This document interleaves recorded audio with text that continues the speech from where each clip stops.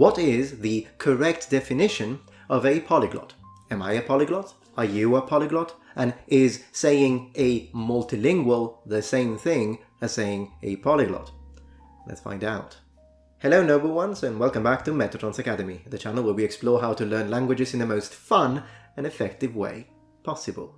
Now, with the rise of the internet, the popularity of all sorts of social media platforms, and how easy it has become to just buy a camera pointing at you and start posting content on the web, we also notice that words that used to be rare, such as a polyglot, have become rather common. No, really, pause the video right now and Google "I am a polyglot." Polyglot shows off his 17 languages. Guy speaks 27 languages. A polyglot writing and reading and practicing blah blah blah. It's all over the place. So the real question here is, are all of these people truly polyglots, or is the accessibility of equipment such as cameras and editing software helped us create a sort of breeding ground for all sorts of scammers and frauds?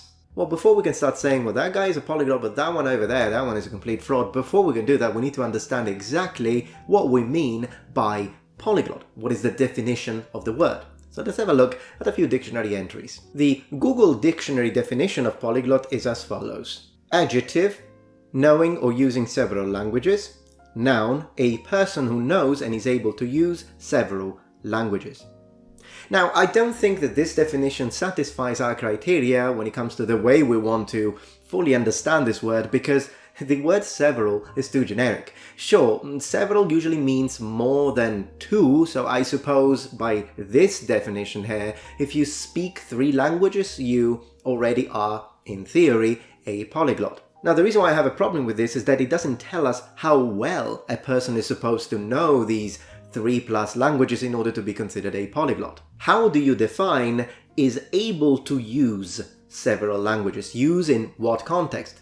Business? Everyday language? Technical repertoire? Does he have to be fluent, or is it okay if it's a little slow? How about the pronunciation? Can you sound like shit and still be a polyglot if you sound like shit in 9 languages? Well, I think there are a few other definitions that can help us out, but also a thing I'd like to do right now is to sort of cross-reference it with other words that are related to a sort of common denominator. In English, you usually define a person who only speaks 1 language as monolingual. But the moment you get to a second language and you speak it very, very fluently, you can be considered a bilingual. Given bilingual itself has multiple readings and can be a little nuanced in the sense that sometimes you use bilingual to mean someone who was bilingual at birth, so is basically native in 2 languages. But other times we also use it in a more loose sense, in the sense that, for example, English is my second language, I wasn't brought up with it, but I'm fluent enough to be considered bilingual by some standards. If you pick up another language after that, you're a trilingual,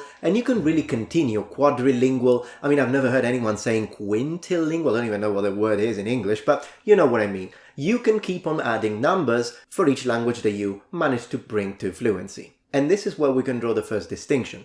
Another possible definition for a polyglot is someone who speaks at least 4 languages fluently. Now, of course, when you say fluently, that's not exactly a very precise definition, but it helps us out. But I don't think that the number of languages is the key factor here. Now, hear me out. If the number of languages was the key factor for the definition of a polyglot, then it wouldn't really matter how fluent you'd be, and there would be basically virtually no difference with the word multilingual, who is an individual who can speak multiple languages, no number inferred. But I think there is a difference, even in our mind, when we say, yeah, that guy's multilingual, but that guy is a polyglot. So what is this difference? I feel like it's there.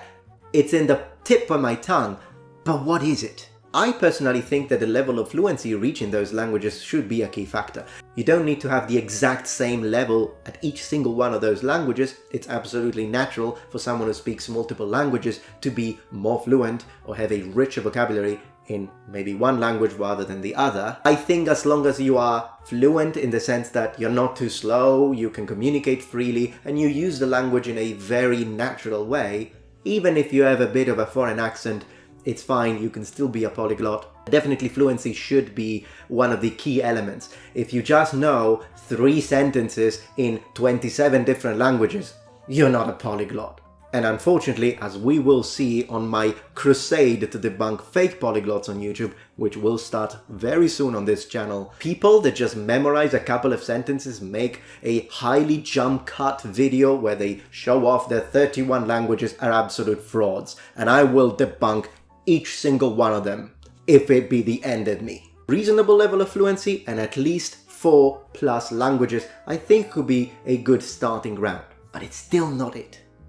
There is one more point that I believe is important when we want to try and define whether someone is a polyglot or not, and that is the reason why he's learning these languages. So believe it or not, behind the true definition of a polyglot, there is this feeling of hobby.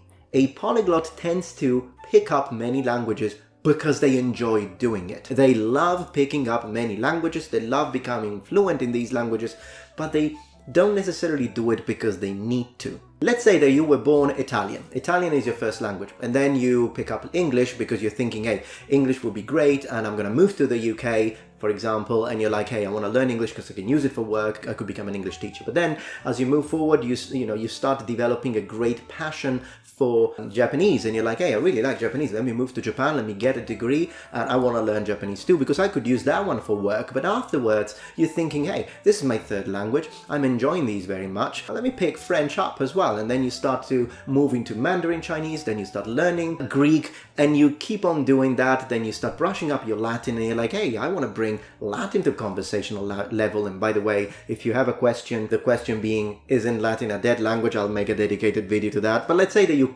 pick up Latin as well. In that situation, even though you started learning languages because you were thinking about business, you were thinking about work in the future, you fell in love for the whole learning process and the rewarding feeling that you're getting whenever you get feedback from natives and like, hey, I'm good at this, so I'm going to keep on doing it. And then it becomes basically your passion and your hobby. Then are you a polyglot? Absolutely. Also, I've just told you my life. Don't know if you noticed. Link in the description, I guess, if you want to check that one out. So I think the passion element and the fact that it needs to become something that you just do because you enjoy doing it is also part of what a polyglot is. Fantastic. So what isn't a polyglot is going to be our next session. But if you enjoy this sort of content, make sure to join Metatron's Academy. So how do we define someone who isn't a polyglot? Well, considering all of the factors and key elements that we've just discussed, we could say that, well, if the person that we are discussing isn't able to speak at least 4 languages, I would say it's outside the definition. Also, if they do claim to be able to speak 4 or plus languages, sometimes on the internet you find them speak 27 languages, looking at videos that are highly jump cut, you can see that they just memorize little sentences, but isn't proof of being a polyglot at all. Anyone can do that. Also, how well do they pronounce these sentences? Because if you see that the moment you show these little fractions or segments to someone who speaks that native language, they tell you, no, that's the grammar is wrong, pronunciation is horrible, we don't speak like that. It's a massive red flag. Also, if said polyglot never uses these languages during a stream, for example, that's also another big telling. Most importantly, if this polyglot has a chance to speak to native speakers but they don't do it, they shy away from that, that's another telling. You need to be able to use said languages with actual interactions with natives at native-like speed. If all you do is just reading something, or if you're just able to maybe watch and understand a few words, that doesn't count. That's not a polyglot. But what do you think? Is there anything else you think I should add to this definition of what a polyglot is? And do you think that we should maybe ditch this word since it's been overused? Or should we instead keep using it, but perhaps returning to a better understanding of what we mean with this word? Well, definitely let me know your opinion in the comments below. Thank you very much for supporting Metatron's Academy. And remember, the Metatron has spread his wings. Goodbye.